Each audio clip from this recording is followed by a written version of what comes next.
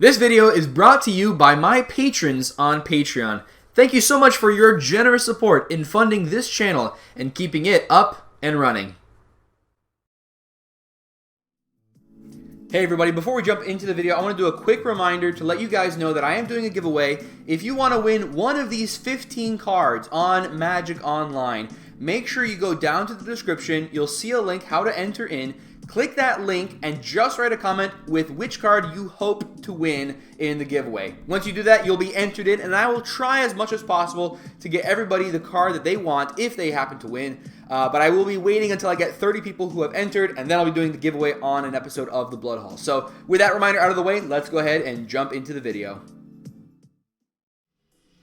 Hey everybody, welcome back to another episode of Gavony Township, the show where it's not about me and my decks, it is about you and your decks, whether you're someone that has won one of my Facebook or Twitter giveaways, whether you're a content creator that I'm collaborating with, or whether you're one of my Patreon supporters at patreon.com/magicalhacker. This is episode number 49, and we are looking at a deck here built with the commander Brokkos Apex of Forever by one of my patrons by the name of Casey Spark. So huge shout out and huge thank you to Casey Spark for supporting me over there on Patreon. So this is the commander, Brokkos Apex of Forever, 5 mana for a legendary 6/6 Nightmare Beast Elemental with Mutate for 5.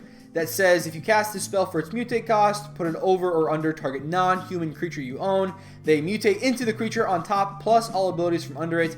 It's got the ability here, Trample, and it says you may cast Brokkos Apex of Forever from your graveyard using its mutate ability. Now, Brokkos is kind of in a weird spot. I don't know if this was the right thing that they did, but Brokkos is in both the same color combination and in the same type of theme as another commander. This is a commander from Commander 2020, whereas this one's from Ikoria, by the name of Otrimi.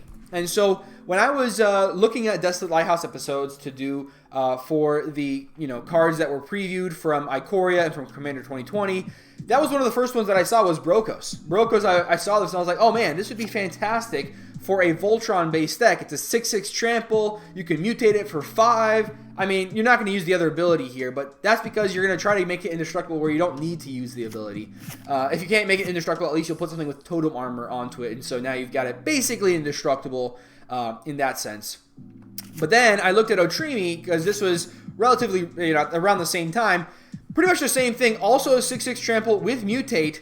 Again, another ability doesn't really matter. The only difference here, mutate costs 1 less. So if you're wanting to do a Voltron-based deck, there's never a good reason to go for Otrimi, or sorry, rather to go for Brokkos over Otrimi, unless you're hoping your commander dies. You know what I mean? Like, and that's not something you want your Voltron deck to do. You're trying to make it so that it never goes to the graveyard, it never goes to exile, it never goes anywhere else except for the battlefield. So that's the idea here, and that's why Otrimi is a lot better, because you can get that mutate cost 1 turn earlier, get it onto a creature, and start swinging on turn 4, maybe even sooner, turn 3.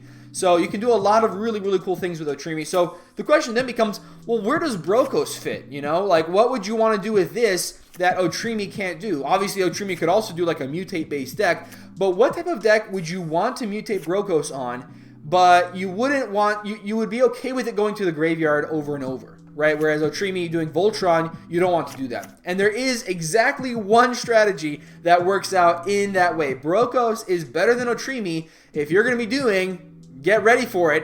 Let me see if I can get a good example here.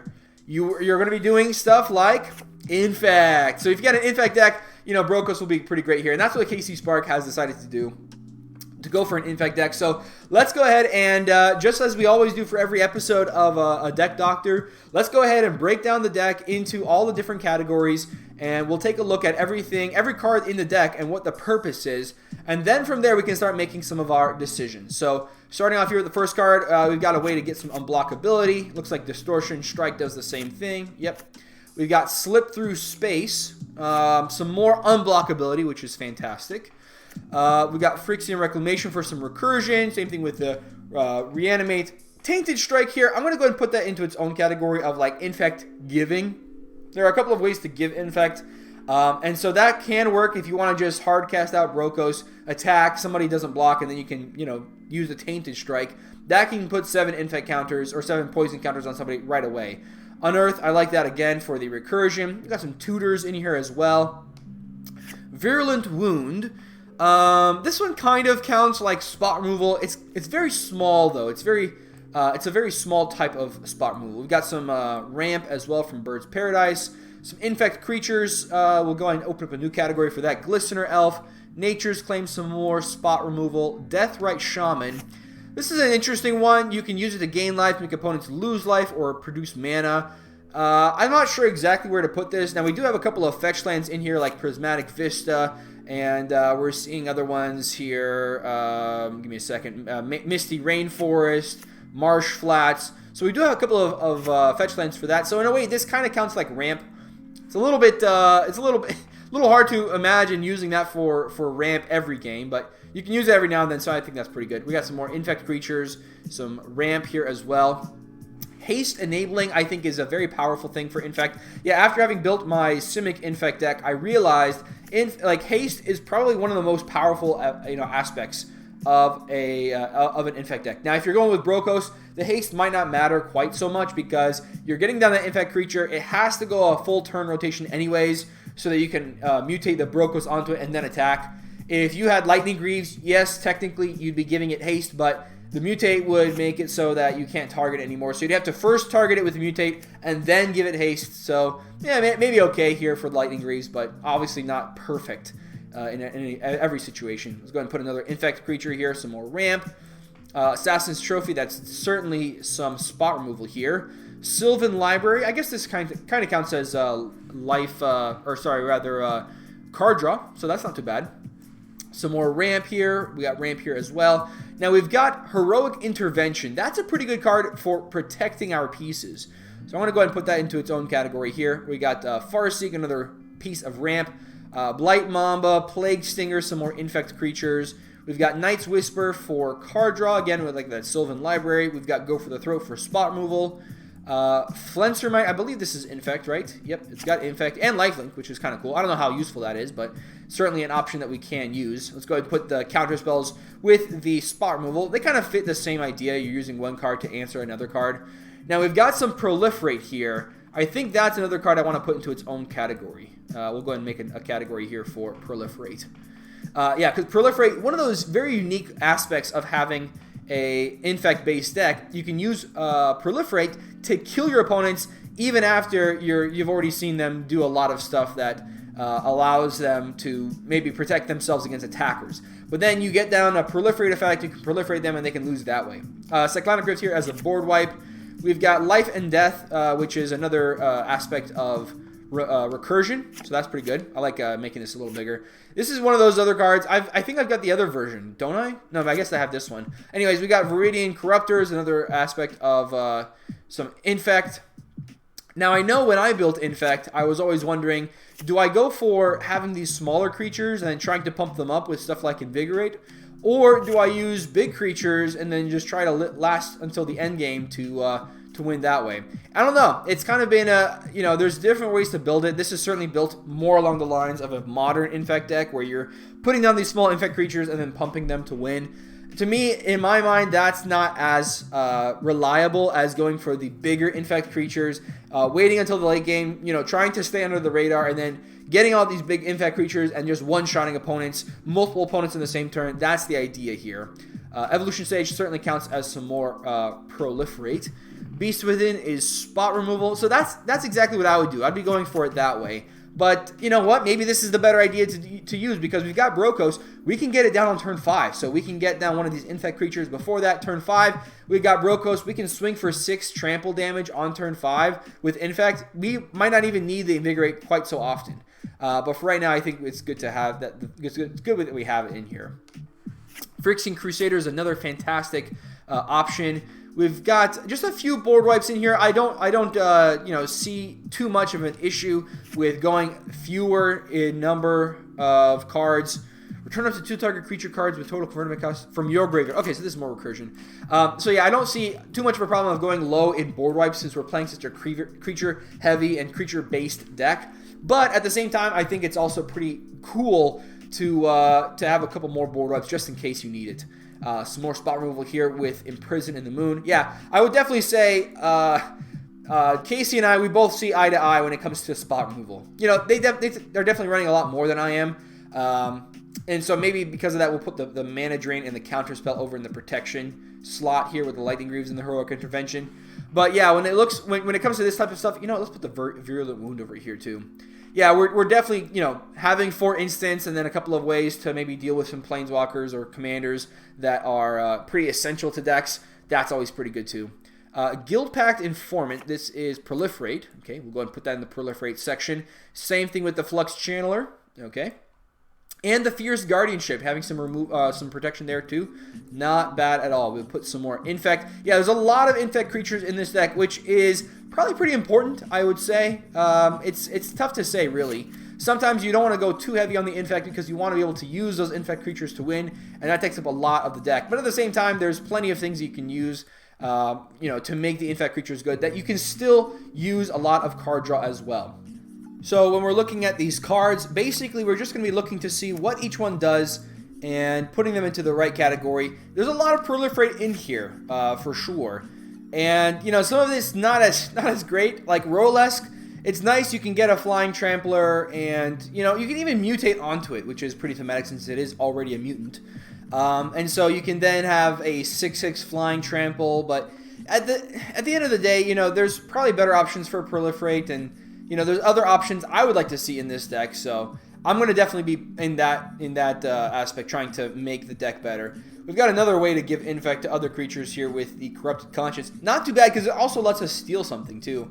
Alright, and then lastly here, the Pull from Tomorrow is going to go into the card draw section. So we've got Invigorate, Hatred, and Become Immense as our options for instant speed buffs. Now, this is what I was thinking about. When you've got these instant speed buffs, if you've got enough of them in the deck, you can actually run cards, and I'm forgetting the name of it here. I might need to check. Let me see if I can check this really quick.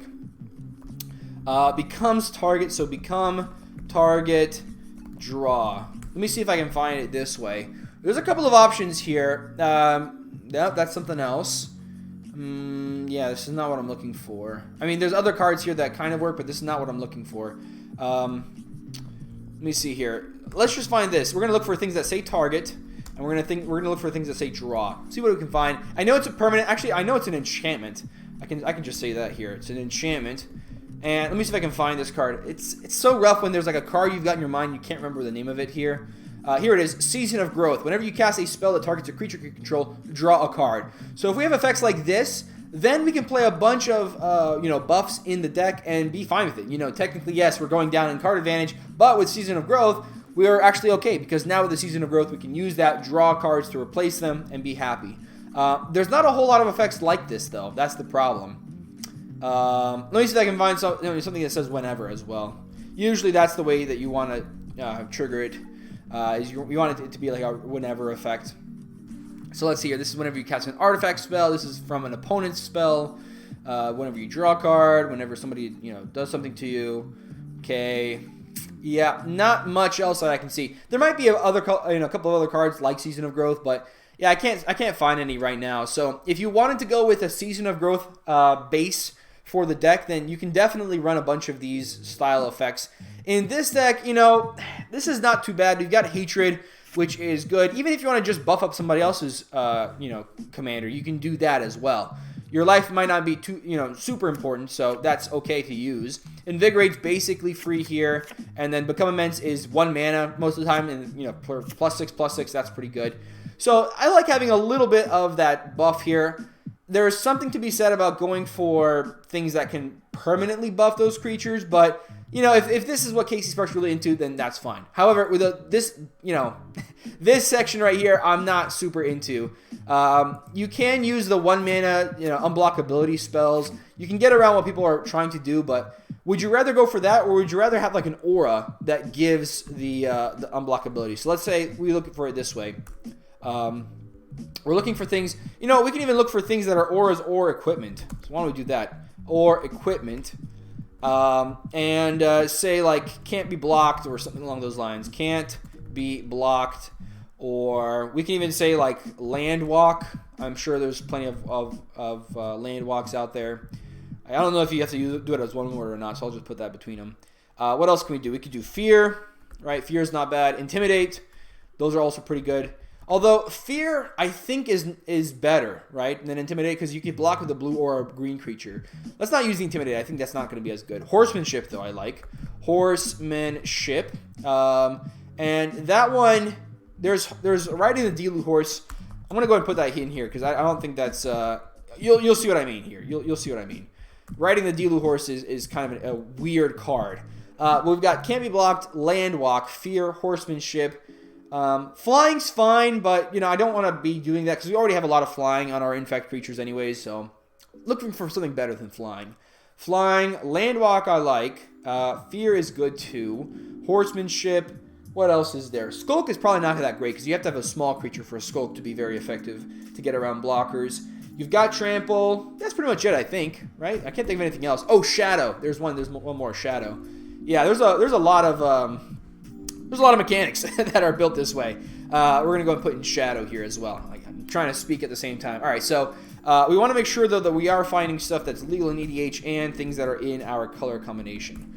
So we'll go ahead and add that in, too. So Aqueous Form. So this one is an example here. You got Aqueous Form. That makes things not be able to block. And so Artful Dodge, Distortion Strike, like all of these cards here, fine, but, there's certainly better options. So let's go ahead and start making a category of cards to drop here right at the beginning. So that's going to be this this pile right here. I'm going to move this one over to this stage because it's pretty similar. You're giving things infect or you're buffing infect creatures. It's, two sides of the same coin, basically. So we'll put those two categories together, and then we'll keep looking for things that can generate more unblockability. So I like here the Aqueous Form. I like the Cloak of Invisibility. So these, I think, would be strictly better like upgrades to those cards. They're not sorceries, they're not instants, but the fact that they're auras means that they should be sticking around for at least 2 turns, right? Maybe somebody will destroy it, but then you've really not lost anything compared to those other instants and sorceries. This one gives Fear, but it gives -1/-1. I think there's probably better options than that, so we'll just skip that one. This one does allow things to block. They just have to pay a lot of mana, so probably not going to be using that to win if people can just hold up mana and be okay there. This one costs 4 mana total, so I think we're probably going to find some more options here that are probably better. Street Savvy, this one just it can block stuff. This one has to have a small power. Now this one costs 2 mana, but it does give an additional buff, so I kind of like that one here. And that reminds me of another card that we could use. So why don't we look for things that also say Protection? Because Protection, not only does it give us ways to get around blockers, but it could also protect our creature from dying too. So that's not bad either. Okay, so Ether Tunnel is not bad. I like that one. No, that one's not going to be good. This one, yeah, that gives Hexproof, which is fine, but not that great. This is Flying. This is can't be blocked, but 2 mana, you're not getting anything else. This one's pretty interesting with Dragon Shadow, because with Dragon Shadow, when we mutate... Wait, hold on a second. When we mutate, the creature is not actually entering. Yeah, so we won't actually trigger the Dragon Shadow. See, this is a close one, right? If we had big infect creatures, Dragon Shadow could come back from the graveyard for free. So, yeah, pretty interesting, but that's not going to be that great here. Island Walk, unblockability. This one gives Fear, and it allows you to draw cards. It is 4 mana, though. Maybe that's a little bit too much here. Although, the equipments... See, here's the thing with the equipments. If the creature gets destroyed, you've still got the equipment on the battlefield. You can use that later on and make another creature unblockable. So, in the way that Artful Dodge, you've got that flashback, you can use it twice. Like, Mask of Riddles and Prowler's Helm, like, these 2 cards could be used even more. We already hit our quota for, making things unblockable. So, it's a little tough to say here if we add in these. Like, the auras are nice. Like, those are already upgrades to the instants and sorceries, but I don't know. Let's keep looking for things that are 2 mana or less and see if we can find anything else that's good. This one gives +2/+1. We can pay a snow mana to make it unblockable, but there's probably better options. All right, here we go. Here's a great example: Sleeper's Robe. So we can get some card draw off of this, and we give the enchanted creature Fear. So I like this one a lot here, probably even more than the Ether Tunnel. Because, yeah, we're only getting unblockability, but we're getting the fact that we get to get that down and have Fear. Fantastic. Fantastic. We've got here things. This is like upgraded Flying. They can't even block with reach creatures. But, yeah, I still like the Sleeper's Robe better. Same thing with the Strength of Lunacy. Protection from White's fine, but not, like, amazing. You know, like, it's not as good as it could be. And you know what? I'm just realizing Death Touch would work too. If we had like a 1-mana spell that gave Death Touch, once we mutate something onto our creature, suddenly that's going to allow it to, you know, somebody blocks with it, they can only protect 1 damage. So you can get rid of a creature and you get to deal a lot of, you know, damage unblocked. That's fantastic, honestly. So we're already to the 3 steps, and here we're finding the riding the Dilu horse. This one gives horsemanship permanently, which is really interesting. It gives the +2/+2. Horsemanship basically is unblockability. So the question is, do we want to put that down as one of the options? Probably not. I mean, it's 3 mana. We've already found 3 options for 2 mana or less. So let's see if we can find anything here that has Death Touch instead. So let me see what we can use to grant Death Touch. Because with Death Touch here, we can use that and get through blockers as well. Yeah, everything here is pretty expensive as well. The cheapest option is 3 mana, so yeah, Death Touch not as great. Although, I guess the Gift of Doom also gives Indestructible. We would need to sacrifice another creature, which it's actually not that hard to do. We can morph it, get it down as a 2/2, and if you have another infect creature on the battlefield, someone wants to destroy that infect creature, we can go ahead and sacrifice it to flip up the Gift of Doom. Now, if we don't need to, like, let's say someone, like, we have our Brokkos, it's on something, we can wait until we need to use the Indestructibility. Yeah, I like this a lot. It's 3 mana, but giving the Indestructible as well, that's fantastic. And you know what, that might be the name of the game here. Maybe we're looking for stuff that gives more than just a buff, more than just the unblockability. You know, getting the card draw or getting Indestructibility is probably something we'd like to see here. Gift of the Deity gives Death Touch and makes all creatures have to block it. I don't know if I actually like that one actually that much. I was thinking about it, and yeah, I'm not that thrilled. Gift of Doom I think is fantastic. Let me go back to the previous search. Maybe there's another option like the Sleeper's Robe. I mean, technically, yes, we did see the Mask of Riddles. Maybe that's what we're going to go for here. Let me see if I can find something better than Mask of Riddles. So card draw is fantastic. Indestructibility is great. Protection, we've got Sword of Truth and Justice, but see, that's 5 mana to get it down, whereas Mask of Riddles is 4. I mean, it's tough. It is tough. When Sleeper's Guile is put into a graveyard from play, returning to its owner's hand, check this out. So this is fear that even if something happens to our ability here, we can keep putting it down. So in other words, it's kind of like an equipment that costs 0 and has 3 mana to equip. Because then it comes down, you know, it goes away, we can play it again. That's interesting. That is interesting. Yeah, this is tough. Let me think about this. There's a lot of different options we can go for here.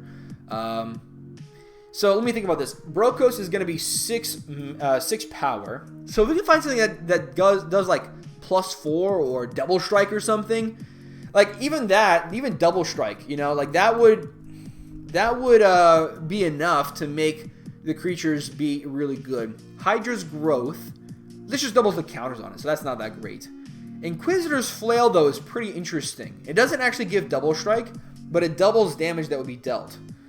So, yeah, I like both of these cards, this and the Fire Shrieker. I think we're going to add those in later on, but let's keep going down to find, you know, options here. Mask of Riddles, I think it's okay, because do they have enough card draw here? Do we have enough card draw in this deck? We've got 5.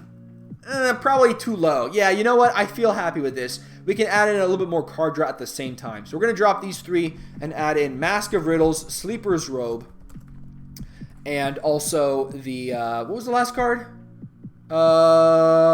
Gift of Doom. Okay, Mask of Riddles. We'll go ahead and add that in here to this pile. Mask of Riddles, Sleeper's Robe. Okay, Sleeper's Robe. Is it not going to search for it? There. Well, that's close enough. We got Sleeper's Robe here. And then here, we're going to go ahead and put in the Gift of Doom. And this is a bit of an interesting one. I know it's kind of weird because using the Gift of Doom, we don't want to be casting it for 5 mana. Certainly, we can do that. But I think this would be better. We're getting card draw and we're getting unblockability without having to lose too much from the deck. Now, besides that, is there anything else I want to drop here? Now, normally I would be dropping these 3 cards, but you know what? Let's let those cards stick around for a while. I think we'll be happy with that. We've got some ramp. You know, not enough ramp in my opinion. We might want to add some more. But for right now, I think we're okay. I mean, 7 is close enough to me, for me that I think I'm okay with that. Rolesk, though, this one's certainly a card that I'm not super thrilled about. Rolesk, I think, can definitely go away. What else we got in here? Virulent Wound is a pretty interesting one. The downside here, though, is only gives one poison counter to one player. That's it. So it's not really doing that much compared to, like, even the Tezzret's Gambit here. This one's even better because you're getting Proliferate, so you get to Proliferate on each of your opponents. So, yeah, I think the Virulent Wound, as weird as it sounds, I think we're okay dropping that one. It's not even that great of spot removal. Getting a -1/-1 counter on a creature, yeah, probably not that great. I guess with the Proliferate, it could eventually become like 2 -1/-1 counters, but I think for right now, we're okay dropping that one. What else do we want to drop here? Now, I'm not a huge fan of cards like Night Whisper, but again, since it counts as a card draw, I'm not going to touch that. That's going to be a-okay here for me. Yeah, the rest of this Proliferate I think is fine. Although I'm not a huge fan of Tezzret's Gambit, the fact that it draws 2 cards as well, I guess that's fine. To divinate with a Proliferate on it, that's fine. I think the rest of this deck is good though. You know what I mean? Like, we might be able to cut some infect creatures, but 16's a nice number. Like, going down to 15 might make it just too hard to find those infect creatures. So I'm happy. I'm actually happy here with these. Now, one thing that I want to talk about though, do we want to have our like one-time effect recursion? When it comes to a deck like this, people are going to be wanting to board wipe away the infect creatures. So cards like Friction Reclamation is even better because you can use that to get back multiple creatures. And so suddenly they have to board up those infect creatures and deal with the card that's getting them back. So that's where I like to see, cards. Obviously, Reanimate, Unearth, Life and Death, Call of the Death Dweller. Like, these are going to be much faster at recurring creatures. But, I mean, maybe the 1-mana ones are okay, and I guess even the Death here for being 2 mana is fine. I'd like to see, Animate Dead is probably another option that seems pretty good here. Yeah, I mean, that's the one I'm thinking of. Call of the Death Dweller. This one's fine. Total converted mana cost 2 or less. I mean, so we can only get 2 creatures if we have exactly Glistener Elf. So this one's going to be basically getting 1 creature, and it's got a limit. At that point, we might as well use the Necromancy. You know what I mean? Like, that's probably strictly better. But what I think is better than the Call of the Death Dweller is going for the Animate Dead. So this is a way that we can get that out really quickly, and we can basically just pay 2 mana to recur something. I do like that. I do like that a lot. I know, obviously, with Death, we're using that. We're going to be losing life equal to whatever creature we get out of the graveyard. But ultimately, I think this is fine. We've got that as a replacement here. Yeah, I mean, other than like individual cards, like I'd like to see some better Proliferate, but this stuff is okay. I like to see some better card draw, but ultimately, since it's card draw, this is okay. I like to see some better ramp, but also this is okay. I think we do need to go up 2 more in board wipes. Although, again, this is a very creature-heavy deck. Going just 2 board wipes, I think, is fine. There is one problem, though. What happens if an opponent has, a lot of artifacts or enchantments or planeswalkers on the battlefield, and you can't cast your Cyclonic Rift for some reason? I think I'd like to have another way to get rid of all those things without paying too much in mana, but at the same time, I think this is, you know what? I'm going to stop going back and forth on it. I think this is fine. We'll keep just 2 board ups in the deck. We've got 2 more slots, and that is actually just enough for the suggestions here I'm putting forward, which is Inquisitor's Flail and the Fire Shrieker. Now, if you can get either one of these cards on your big infect creature, suddenly you can deal a lot of damage that way. There is something to be mentioned, though. Like, if we've got a Glistener Elf, and well, I guess we'll mutate. That's how we make it bigger. Yeah, whenever we do, if we put Double Strike on Brokkos, we are good to go. You know what I mean? Like that from that point on, we are a-okay. So yeah, I think the Inquisitor's Flail and Fire Shrieker is just so good with the commander here, since we're doing Infect, that we got to go for those 2 as well. Like, we really cannot be missing out on those 2 here. Inquisitor's Flail, and then also the Fire Shrieker. So not a huge number of cards that I change in this deck. But obviously, I think this is what I would do to make the deck better. You get some more card draw, go from 5 up to 7, which is, again, same amount as the ramp. Close enough, I think that it matters. You got plenty of lands here. And you know what? With 36 lands, and you've got the Soul Ring in here as well. as weird as it sounds, maybe you could drop a land here, right? This is a tough one. This is very, very tough. I mean, yes, you could drop a land. I'm going to say just to keep it as it is. You could technically drop a land here, and I think you'd be fine. But honestly, I think dropping these 6 cards here, the Slip Through Space, Distortion Strike, Artful Dodge, Royalesque, Virulent Wound, and Cult of the Death Dweller, dropping those for Mask of Riddles, Sleeper's Robe, Gift of Doom, Animate Dead, Inquisitor's Flail, and Fire Shaker, I think it's going to really be helpful for this deck. So you got some more protection for your commander that will gain Infect. You can get some more card draw while you're giving unblockability to your commander. You can get some Reanimate. That's 2 mana. Yes, it does make the creature lose 1 point of power. But, having a 5/6 Trampler, also not bad, especially if you put the Fire Shaker on there. Suddenly, if you can get that on with, more Fear or some other type of unblockability, Gift of Doom here with the Death Touch, you'll be good to go. You really will be. So I think this is going to be good. So yeah, dropping those 6 cards for these 6.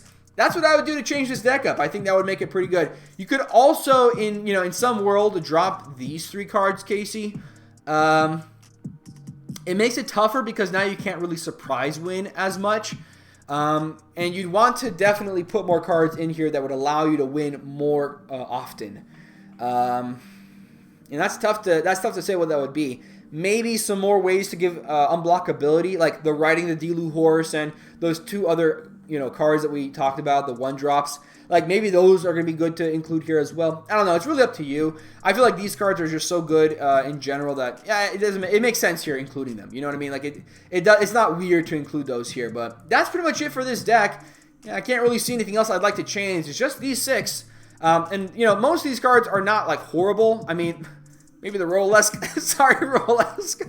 Yeah, these other 5, like, if you really wanted to keep them, I think that's fine. The Royalesque is really the card that I'm, like, really not that excited for. Sure, you can proliferate the +1/+1 counters, too. Like, I totally understand that. But, yeah, Royalesque is just not a great effect here in this deck. Maybe, you know what? Now that you mention it, maybe the best idea here is we look for more cards that allow us to proliferate. Do we have enough proliferate in this deck?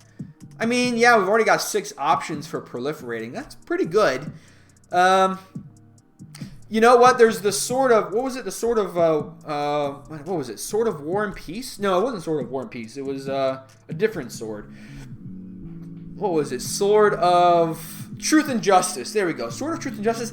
I like this card. You get protection from white and blue, which is not bad. But you get the ability to start proliferating when you deal damage. You know what? I'm going to say that has to go into this deck. I think this one's going to be a fantastic card to include. So now the question becomes, what do we actually drop for the Sword of Truth and Justice? Truth and Justice. What do we drop for this one? It's an interesting question. Tezzeret's Gambit, I was talking about how that's not that great for me. And you know what? Let's do it that way. I think that's going to be the card to drop here because dropping the sword of if we add the Sword of Truth and Justice and we drop the Tezzeret's Gambit, yes, we're paying a little bit more mana, but we're getting more than just 1 proliferate. And on top of that, we get to generate some +1/+1 counters, get protection from white and blue, and +2/+2, like all on an equipment. So even if our creature dies, we still get to keep the equipment around and keep doing it's fantastic here. I mean, there's a reason that when I built my infect deck, like I included a bunch of swords. They just are really good for the deck. You get the unblockability, you get the protection from your creatures, you get a slight buff. Sometimes the ability here, like the Sword of Truth and Justice, is extra gravy on top. You got Sword of War and Peace that can help gain you some life in a pinch. You've got Sword of Feast and Famine that will help you ramp. You've got Sword of Fire and Ice that can help you do some card draw.